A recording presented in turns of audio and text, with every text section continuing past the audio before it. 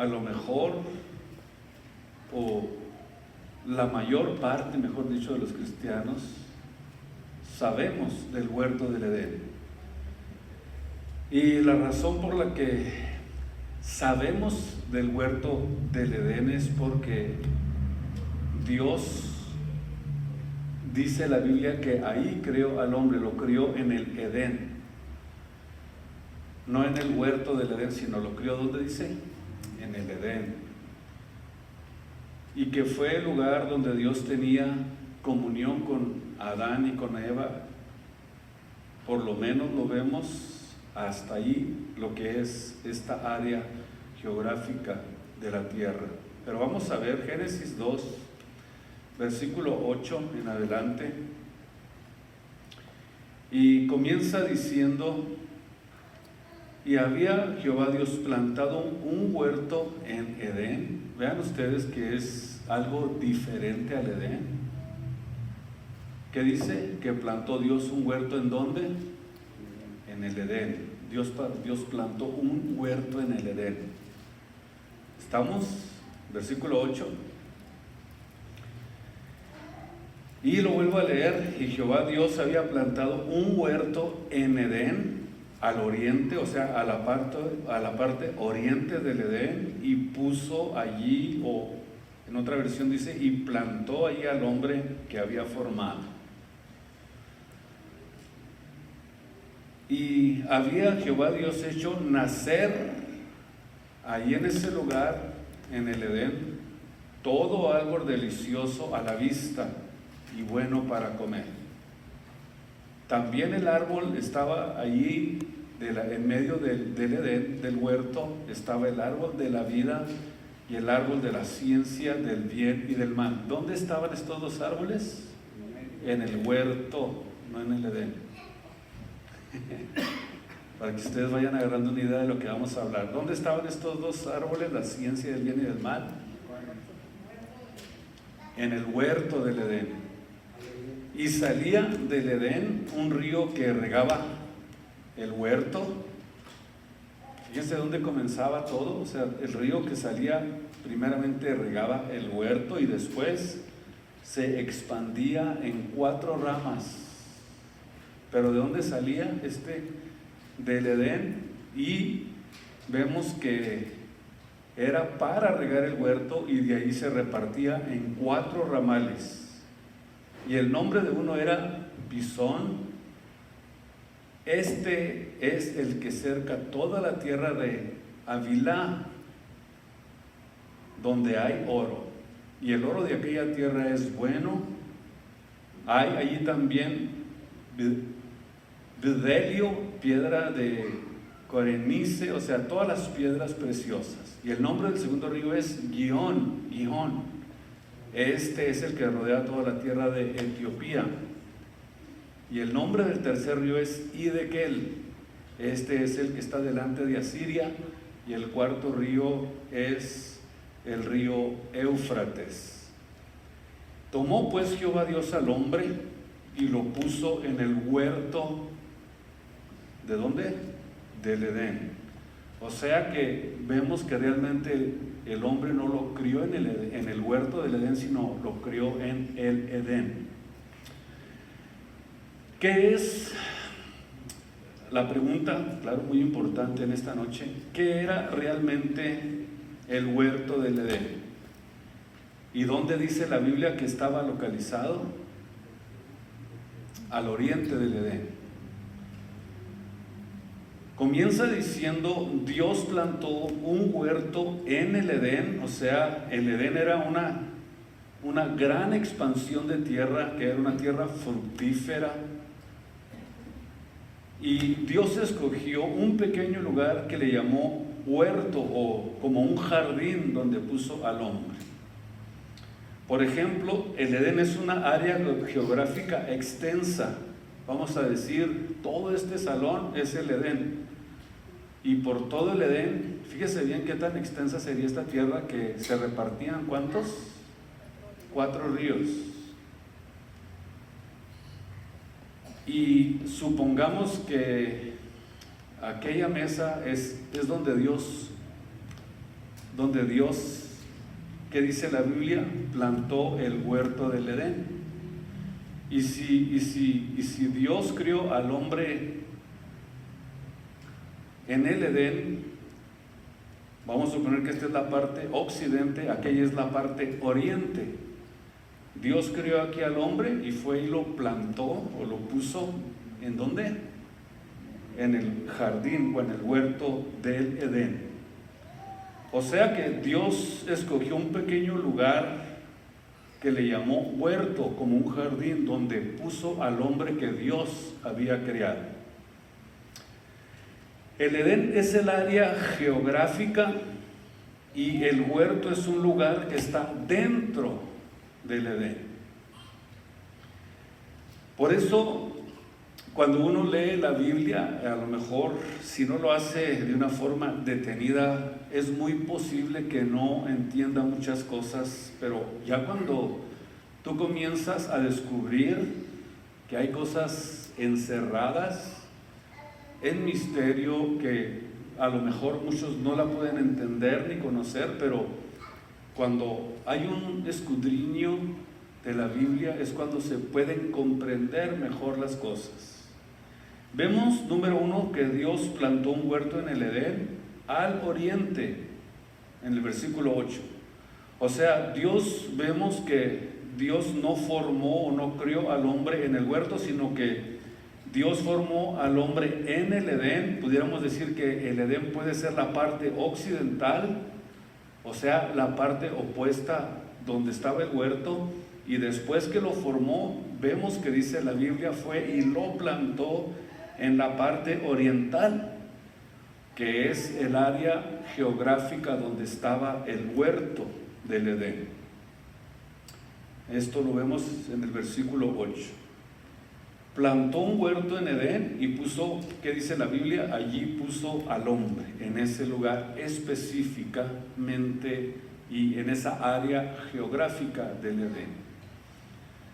La palabra Edén conlleva el significado en el hebreo de aguas o áreas de riego. Vean ustedes lo interesante que esto significa.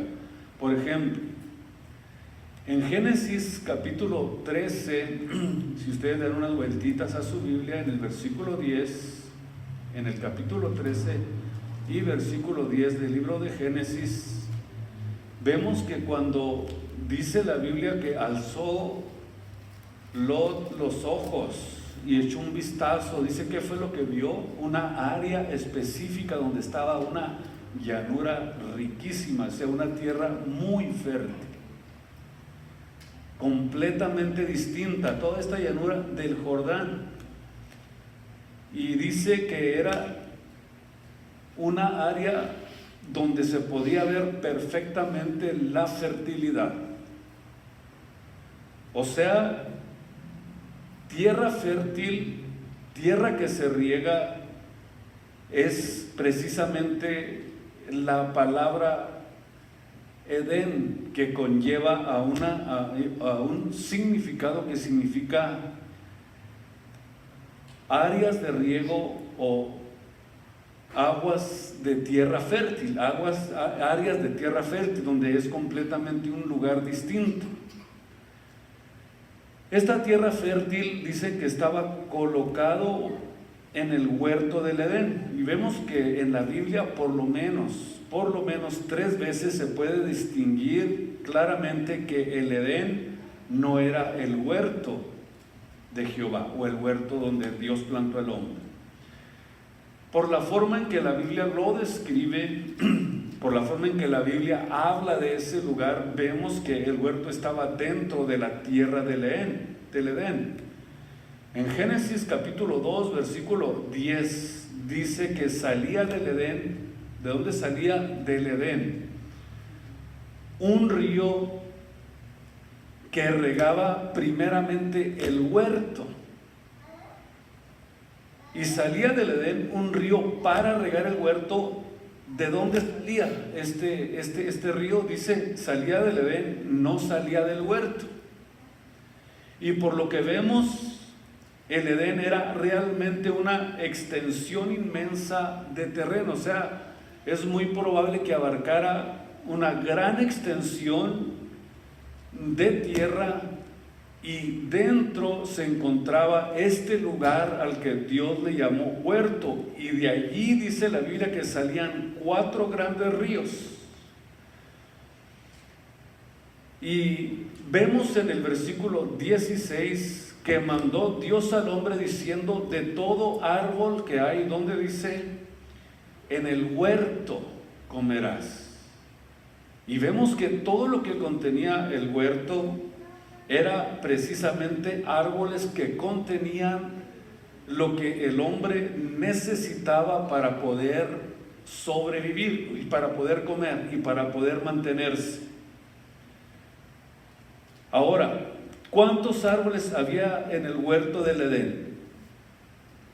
Después de que vimos que todo lo que contenía era bueno para comer, o sea, básicamente pudiéramos decir que todo lo que tiene raíces, hablando de lo que es la vegetación, contiene todos los vitaminas y minerales que el cuerpo necesita. Por ejemplo, si nosotros nos disciplináramos, lo digo junto con ustedes, y que pudiéramos nosotros comer solamente lo que la tierra produce, no hubiera tantas enfermedades en nuestro cuerpo.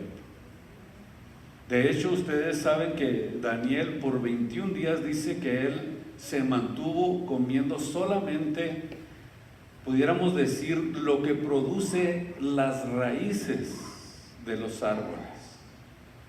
Entonces Dios al poner al hombre en el huerto y le dio para que tuviera todo el alimento que necesitaba, yo me imagino que debe haber sido una vida muy sana la que él vivía, por causa de que no comía Red Bulls, no tomaba Monsters, no tomaba ese tipo de bebidas energéticas que contienen una contaminación tremenda en el cuerpo. Cuando usted se toma un Red Bull o un Monster, le tarda 6 meses en salir de su organismo esa intoxicación.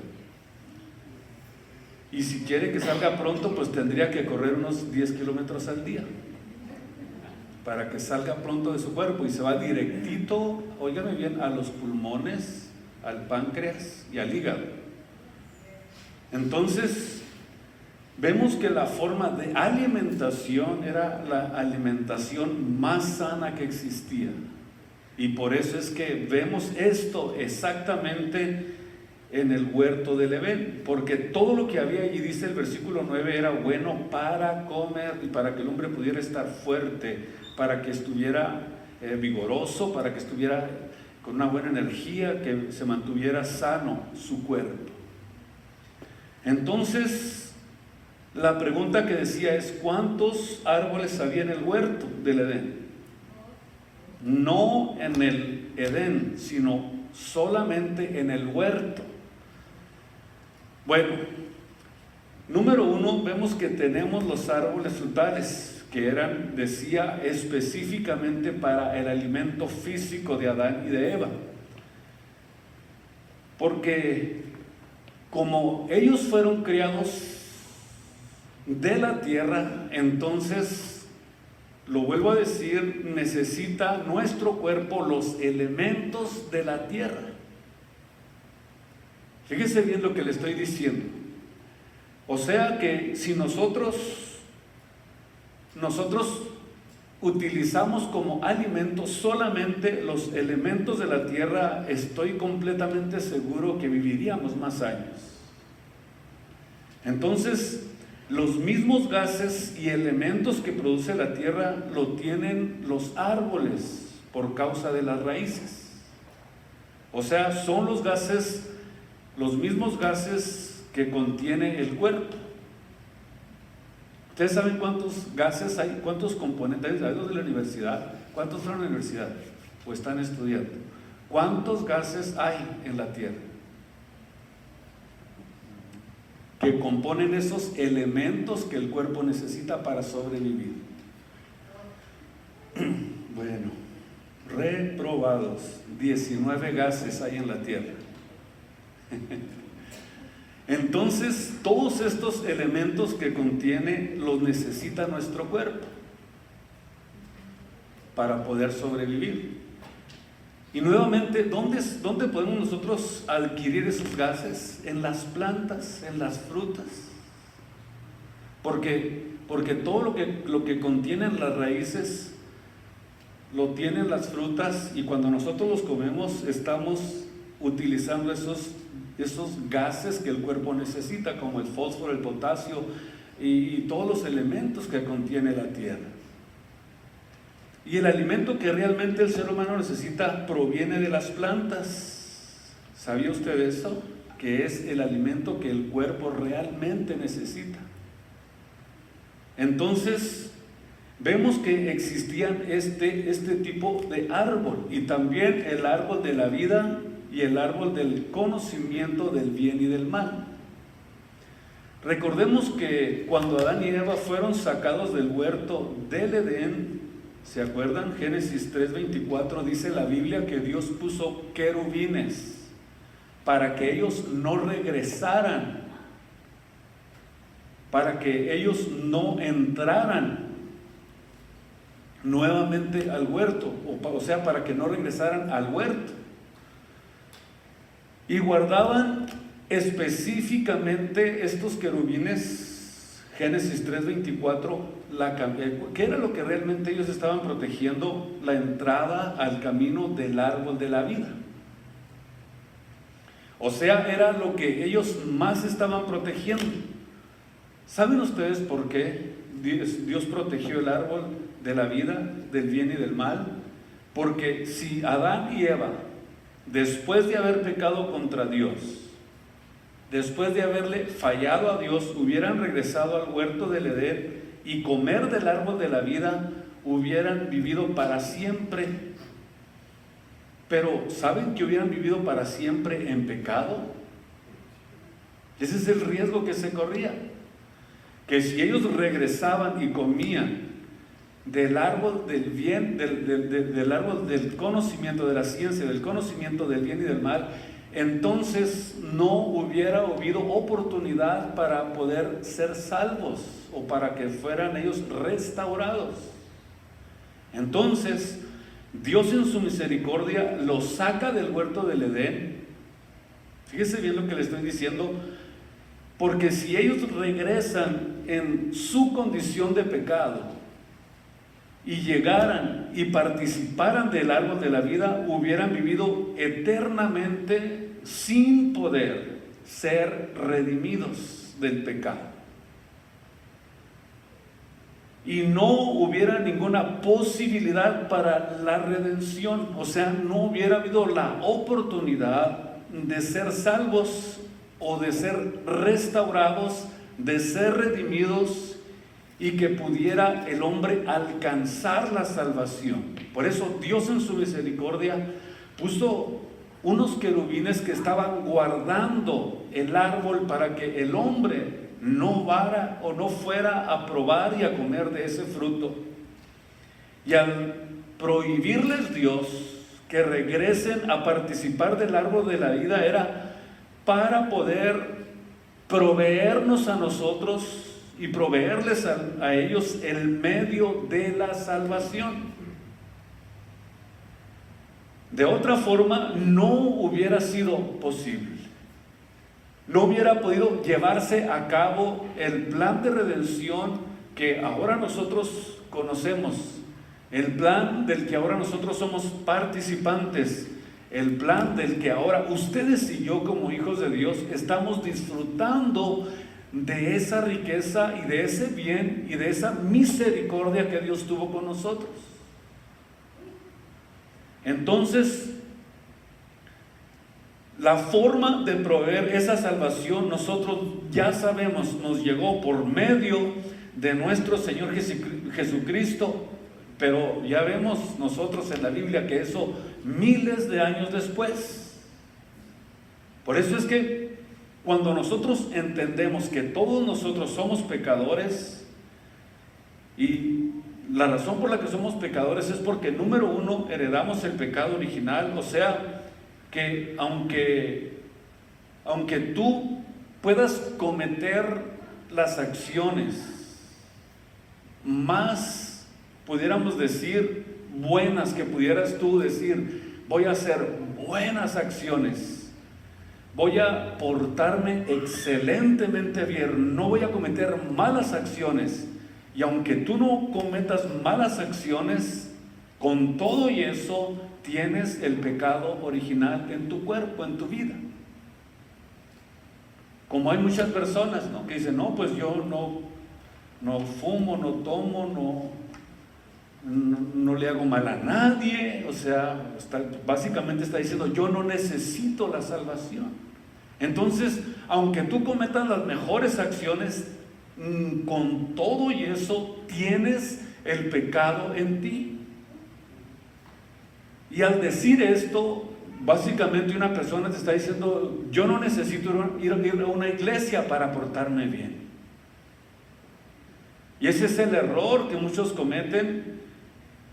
Y tienes que darte cuenta que con todo y eso tú naciste en pecado.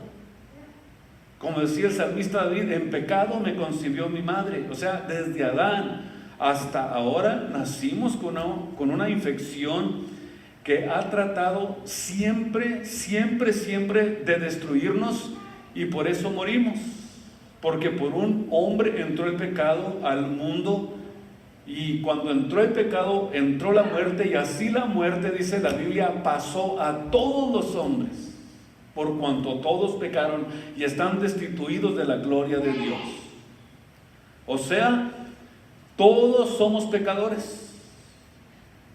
Si se tratara de agradar a Dios a través de nuestras acciones son como trapos de inmundicia, dice la Biblia, porque no es la forma que Dios escogió para que nosotros le agradáramos a Él.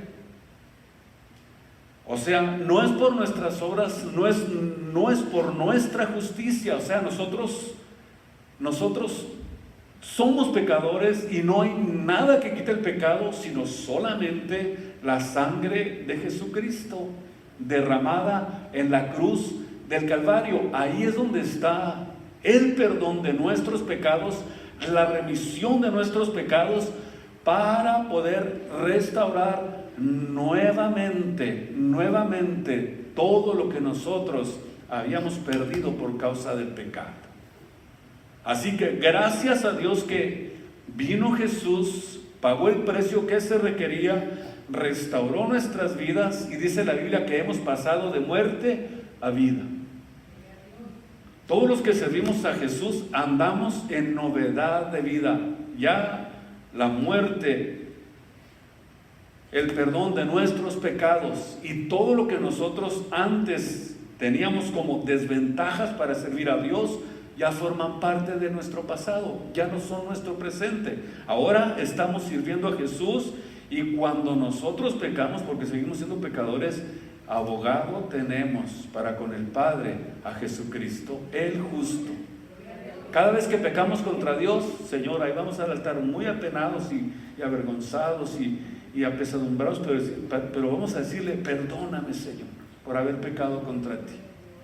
Todos vamos a estar siempre pecando hasta que Cristo venga.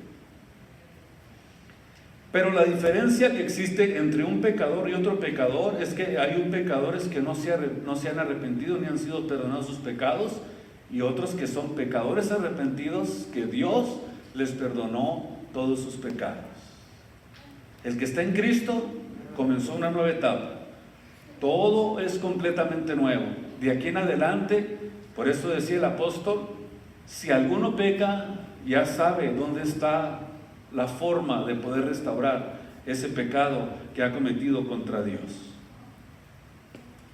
Entonces, no es por nuestras obras, no es por nuestras justicias, sino que es porque hubo alguien que ya hizo posible que nosotros podamos ser restaurados. Lo único que a nosotros nos va a librar completamente del pecado va a ser el día que venga la resurrección o la transformación de nuestros cuerpos. Entonces, ahí sí no le digo nada, seremos 100% libres del pecado. Pero mientras somos pecadores, perdonados y arrepentidos. Jesús dijo: el que oye mi palabra y cree en el que me envió, ya no vendrá a condenación. O sea, nosotros fuimos salvados del juicio y del infierno eterno por la gracia de nuestro Señor Jesucristo. Así que Dios guardó al hombre de no comer de ese árbol para que tuviera la oportunidad de la salvación. Y número 3, el árbol de la ciencia y del conocimiento del bien y del mal. Dios les pide: no participen de ese fruto. Vean ustedes, otra de las razones que vemos es porque no quiero que lo hagan, o la razón por la que no quiero que lo hagan es porque el día que ustedes coman de ese fruto van a querer independizarse de mí. Esto es interesante. Vemos que si el hombre hubiera probado de ese árbol, se hubiera independizado de Dios. ¿Y qué sucede, por ejemplo, cuando un hombre vive independizado de Dios? Cuando un hombre se independiza de Dios, ese hombre comienza inmediatamente, desde el momento en que se independiza de Dios, comienza a definir lo que es bueno y lo que es malo. Comienzan a definir la moral. Y comienza a decir: pues yo no creo que eso sea malo. Entonces, cuando dice yo no creo, entonces estás tú definiendo la moral. Y eso significa que tú estás independizado de Dios. Yo cada vez que oigo decir a personas: pues yo no creo que sea mal esto. ¿Y qué tiene de malo los pobres homosexuales? ¿Por qué los persiguen tanto? No, es que nosotros los amamos porque son pecadores como éramos nosotros. Yo no creo que sea malo lo que ellos hacen. Entonces tú eres la que estás tú definiendo la moralidad. ¿Por qué lo haces de esa forma? Porque estás independizado de Dios y estás utilizando tus propios fundamentos para poder definir lo que es bueno y lo que es malo. ¿Y qué es lo que pasa cuando el hombre trata de definir lo que es bueno y lo que es malo? Se equivoca completamente. Al Dios pedirles que no participaran de ese fruto, Dios les estaba diciendo esto para que no se independizaran de Él. Y la razón es porque Dios les dijo: van a querer ustedes por ustedes mismos definir lo que es bueno y lo que es malo. Y dice Dios: yo no quiero, que eso sea así, porque yo soy el que decide lo que es bueno y lo que es malo. Yo soy el legislador de la moral, no tú. Yo soy, dice Dios. Entonces, cuando una persona se independiza de Dios, vemos que inmediatamente comienza a tener este tipo de actitudes, porque cuando alguien dice: para mí esto es bueno, no tiene nada de malo, inmediatamente vemos que se está poniendo en el lugar de Dios para definir lo que es bueno y lo que es malo. Pero quiero que sepa que ni usted ni yo sabemos entender muchas veces lo que es bueno y lo que es malo. No sabemos muy bien definirlo. Pero ¿qué tal que si nosotros le pedimos la ayuda y el consejo al legislador de la moral, al que sabe perfectamente lo que es bueno y lo que es malo? Imagínense ustedes al hombre decidiendo lo que es bueno y lo que es malo, y sería un desastre la vida humana. No sería acuerdo, no sería lógico, no tendría sentido dejar que alguien diga lo que es bueno y lo que es malo. Está como, por ejemplo, a los que anduvieron en el tiempo de la Inquisición. Hubo un tipo de reunión de jueces internacionales que quisieron juzgarlos por lo que habían hecho, por haber matado a tanta gente, más de 6 millones de judíos, Y cuando ellos estaban siendo juzgados, ellos eran los que estaban definiendo lo que era bueno y lo que era malo. Ellos decían, nosotros no robábamos, nosotros expropiábamos. Y también decían, no, nosotros no somos asesinos, no matamos, estamos matando ratones. Es increíble, pero era la forma de defenderse. ¿Por qué? Porque ellos mismos estaban legislando y diciendo lo que era bueno y lo que era malo, cuando Dios lo dice de otra manera. Sin embargo, vemos que cuando nosotros venimos a la Biblia, a la palabra de Dios, entonces entramos aquí en un conocimiento donde vemos que aquí es donde está el legislador de la moral, que nos dice lo que nosotros necesitamos, que nos dice lo que nuestra vida necesita seguir, porque se convierte básicamente en un manual donde nosotros nos estamos dirigiendo, y es Dios a través de la Biblia que nos habla y que nos dice lo que es bueno y lo que es malo. Pero ¿qué sucede si tú te alejas de la Biblia? ¿Qué sucede si tú te alejas de la palabra de Dios, si no la lees, si no estás constantemente viendo las buenas nuevas de Dios a través de la Biblia, a través de la lectura, de la meditación, del conocimiento? ¿Qué es lo que sucede? Que comienzas a independizarte de Dios. Es que la Biblia se tiene que convertir en algo que forme parte integral de nuestras vidas. Si la alejamos de nosotros, comenzamos a independizarnos y comienzan a disgustarnos cosas. Y yo no estoy de acuerdo con aquello, y yo no estoy de acuerdo con esto, y por qué aquello, y por qué aquel otro, y por qué esto. ¿Sí me entiende por qué? Porque comienzas tú a independizarte de la Biblia, de Dios, y comienzas tú a definir y a juzgar a los demás. Entonces, si nosotros dejamos la Biblia, comenzamos a independizarnos de Dios y comenzamos a decidir lo que es bueno y lo que es malo para nosotros.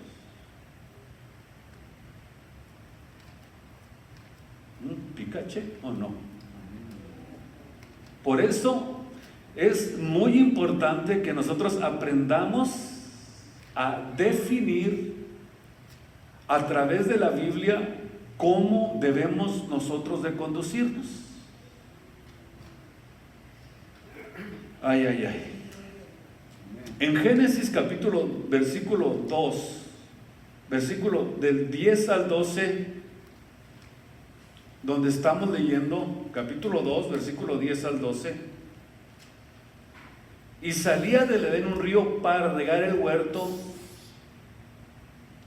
y de allí se repartía en 4 ramales. El nombre de uno era Pisón. De acuerdo a los antiguos escritos, este río llamado Pisón es el que cerca toda la tierra de Alibá, donde hay oro, y el oro de aquella tierra es bueno, y allí también vemos que había piedras preciosas. De acuerdo a los antiguos escritos de hebreos y judíos, este río Pisón, es el río Nilo, que yo creo que ustedes han escuchado mucho hablar de él. Este uno de los ríos que salían de el Edén, regaban el huerto y se expandía en 4 ríos. Versículo 13, el segundo río era el río Gihón. Y quiero que sepan que el nombre de este río, Gihón, hasta ahora es un nombre desconocido de este río.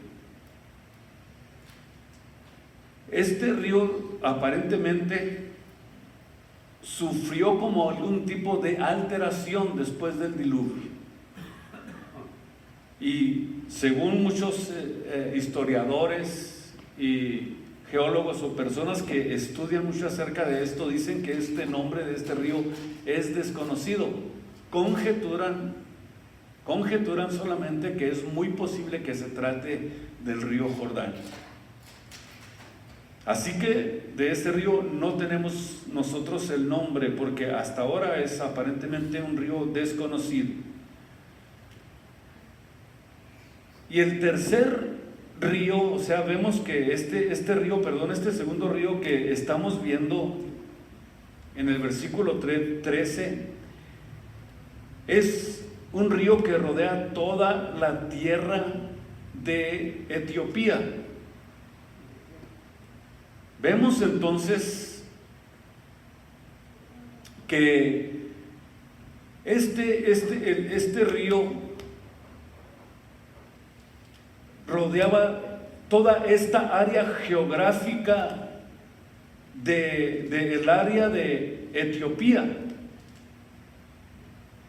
Y aparentemente, aunque tenga un nombre desconocido, esta tierra era la tierra de los descendientes de Cus, hijo de Noé, que aparentemente ellos fueron los que poblaron el área del continente africano, y lo único que se sabe es que este río rodeaba el norte y la parte oriental de África, y no se sabe qué río es, por lo menos hasta ahorita.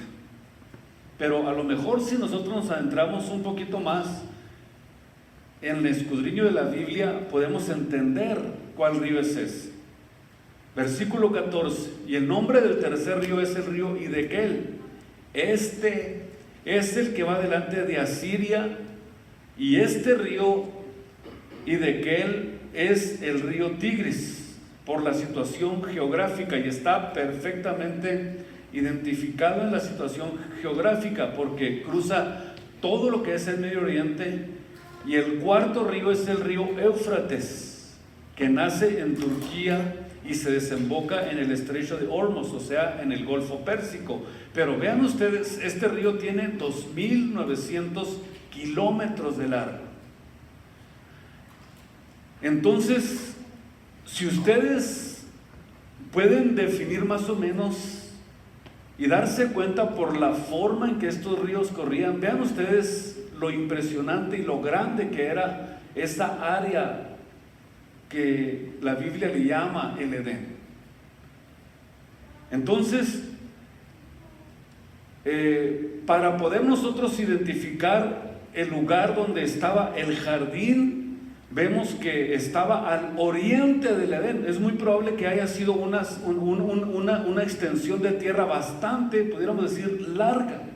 Si Dios crió al hombre al occidente, entonces el jardín estaba hacia el oriente, y ahí fue donde Dios plantó al hombre. En este lugar, vemos en Génesis 3:8, es donde Dios, tenía comunión con el ser humano, porque dice la Biblia que la voz de Dios, en el capítulo 3, versículo 8, dice que la voz de Dios se escuchaba o se oía en el huerto, o se paseaba en el huerto. Vemos aquí el intento de Dios de mantener una comunión con el hombre, de tener comunión. Vean ustedes qué interesante es todo esto que nosotros estamos viendo. A lo mejor, si nosotros lo vemos de una forma más específica, vemos la intención y el intento de Dios por mantener esa comunión. Sin embargo, Dios, para tratar de reestablecer la comunión con Dios a su pueblo y enseñarnos cuál es el camino, erigió un tabernáculo. Y el tabernáculo era una forma en que Dios estaba buscando nuevamente reestablecer esa comunión con el hombre. Por ejemplo, existía dentro del tabernáculo un artículo que se llamaba, o uno de los utensilios que se llamaba el candelero. El candelero es como un tipo y figura de lo que significa que Dios quiere restablecer su comunión con nosotros, y nos muestra en el candelero que ahí es donde está el alimento que el hombre tenía cuando aún estaba en el huerto del Edén. Por ejemplo, vemos en Éxodo capítulo 25, versículo 31. Vayan ustedes conmigo.